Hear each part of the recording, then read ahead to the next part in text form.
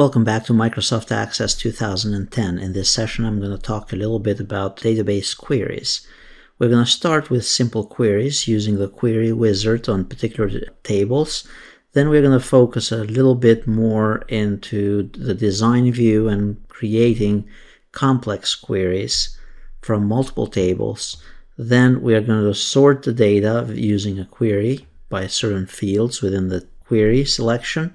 Then we're going to modify existing queries, customize them so that we learn how you can reuse the same query and customize only certain fields within it. And then we're going to apply certain criteria. And finally, we're going to create some calculated fields based on selected fields for a query. So the question is, what is a query in a database? Well, a query allows you to select a subset of fields and records from one or more tables and then present the selected data as a single data sheet.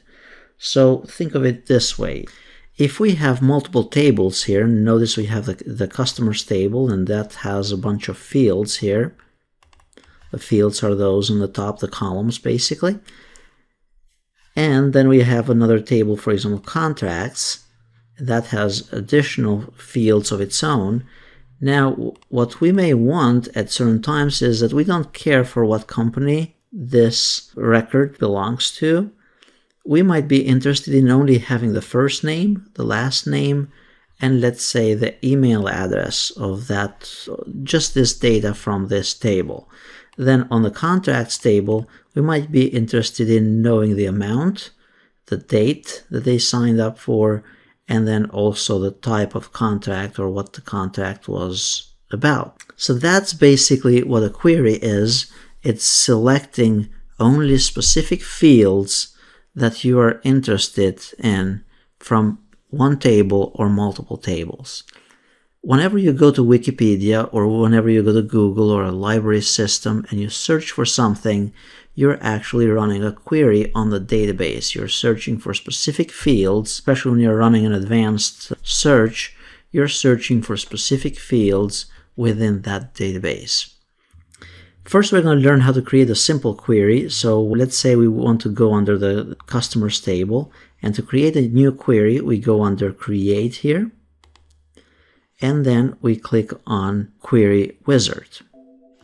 Under the query wizard, we can select any of those at this point here, but we'll start with a simple one, and then we'll click OK. So we can choose from one of those tables. Notice that you can actually query within other queries. But for now, we're going to select the table customers. And then from the table customers, let's say we are interested in having only the first name, the last name, and then let's say that we wanted only the email address.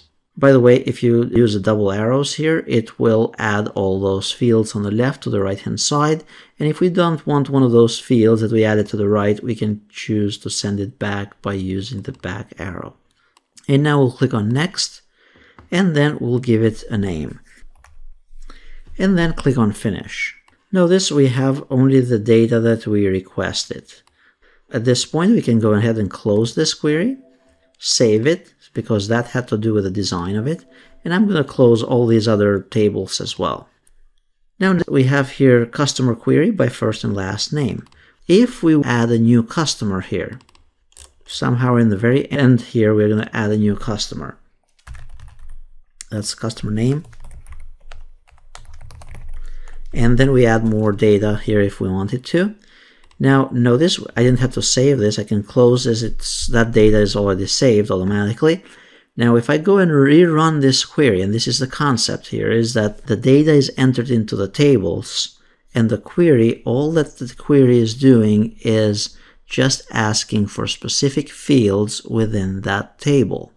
So notice when I rerun this, it's going to bring up my name that I had just created.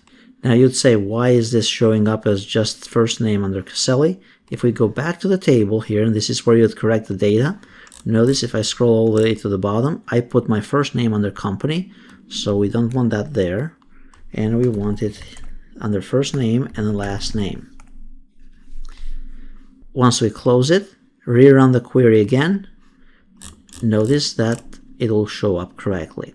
So that's a simple query based on one specific table. Now, what about if you wanted to run queries on multiple tables? So here's how you do that. To run queries in multiple tables, you need to make sure that those tables are related or linked together. And this we did it in the previous videos, and if you don't understand that part of it, please go back and follow the video again. That is done through the use of primary and foreign keys. So if we click here under relationships, notice that we have the customers table. The customer table is linked. Let me do it this way. It's probably more meaningful. The customer table, this is the primary key. It's linked to the foreign key in the contracts table. Then the contract number, it's linked to the foreign key under the invoices table. The concept here is it's only when the tables are linked correctly through the primary and the foreign keys that you can run a query across multiple tables. And this is what I mean. So if I close this, saving the relationship because I rearranged this layout here, we say yes. If I go back and create a new query here, so I choose the query wizard, choose simple query, and let's say under the table customers, I go and pick the first name, last name.